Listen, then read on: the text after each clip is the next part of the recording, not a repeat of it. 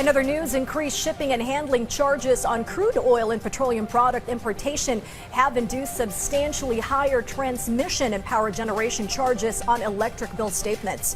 Even worse, the country's oil imports from the Middle East and elsewhere are paid for in U.S. dollars, underscoring how much more is paid for the same volume because of the weakened peso. Diverting local coal production from domestic use and removal of the VAT are but two proposals of the Senate Protect Committee as a stopgap, which are Luisa Erispe details in this report. The surging cost of electricity came under intense scrutiny from senators at the Protect Committee hearing today. Lawmakers voiced concern following a wave of complaints from consumers reporting that their electricity bills have doubled or even tripled. However, Senator Sherwin Gatchalian suggested that the price hikes are likely linked to the ongoing turmoil in the Middle East. Kaya ang nakikita nating lately na pagtaas ng presyo ay konektado rin sa gulo sa Iran at gulo sa Middle East. Kaya po itong pagtaas ng generation charge, ito po yung nakikita natin ngayon sa mga electricity bill ho natin. Hindi po yung pagtaas ng ang lifeline rate ho natin, ang senior citizens discount ho natin, pareho lang, bumaba pa nga. Pero ang generation charge ang tumataas this past 3 months.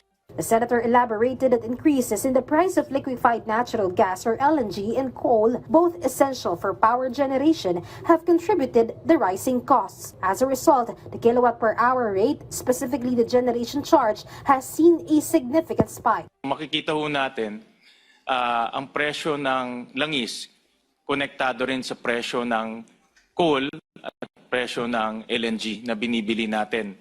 Imported rin yan. At lahat ito ay internationally priced. So kung bumibili tayo ng coal, which is half of our electricity, at tumaas ang presyo ng coal, sigurado tataas rin yung presyo ng ating kuryente.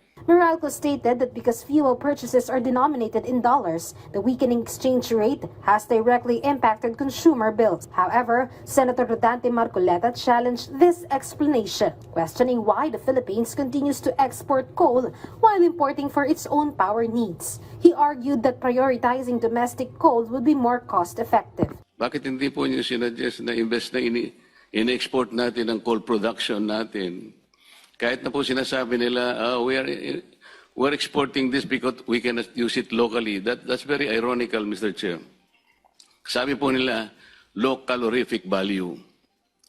Eh, ba't po binibili ng ibang bansa kung low calorific value?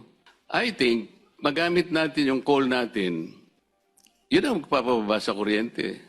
The Department of Economy, Planning and Development stated they would consult the Department of Energy on the matter. Meanwhile, Senator Amy Marcos raised concerns regarding additional charges, specifically the lifeline rate and senior citizen subsidies, suggesting that power companies should absorb these costs rather than passing them on to consumers. Ang liit-liit naman ng lifeline na yan. At nasabi nga, 135,000 lang naman, 8 million lang naman yan every month. Hindi ba pwedeng i-absorb na ng Meralco yan?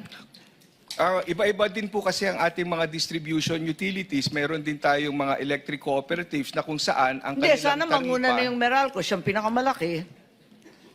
Of course, kung sila po voluntaryo. While Meralco indicated willingness to review the proposal, the Energy Regulatory Commission noted that the current subsidy structure is mandated by law, affecting all consumers outside the 4-piece program. The committee continued its examination of the broader tax burden, with Senator Marcoleta reiterating calls for the removal of the 12% VAT on electricity. Kailangan lang mapast-track yung pagpapalis ng 12% VAT sa kuryente para sa ganun ay unti-unti nababawasan natin ang elektrisidad. Senator Gatchalian concluded by proposing that the Energy Regulatory Commission implement a staggered payment scheme to alleviate the financial burden on households. Triple whammy ang consumers natin. Ang aking panawagan din ng committee at recommendation, mag-implement ng staggered ang ERC.